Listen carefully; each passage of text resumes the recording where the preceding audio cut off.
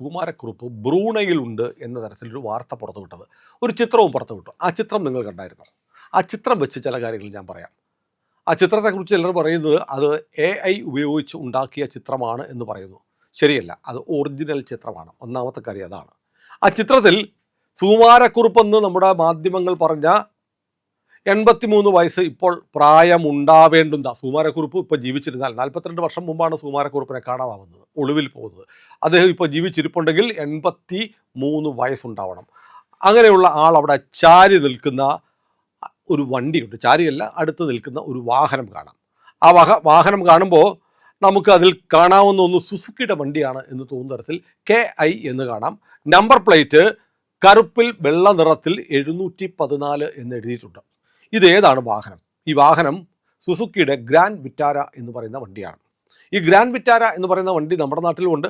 പക്ഷേ ഈ വണ്ടിക്കൊരു പ്രത്യേകത, അതിൻ്റെ പുറകിൽ ഒരു സ്പേസ് ടയർ കവറുണ്ട്. അതായത് സ്റ്റെപ്പിനി ടയർ വെച്ചിരിക്കുന്ന ഒരു കവറുണ്ട്.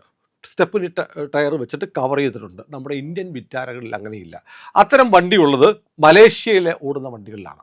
മലേഷ്യ എന്ന് പറയുന്നത് ബ്രൂണെ എന്ന് പറയുന്ന രാജ്യത്തോട് ചേർന്ന് അതിർത്തി പങ്കിടുന്ന ഒരു രാജ്യമാണ് എന്ന് പറയാം.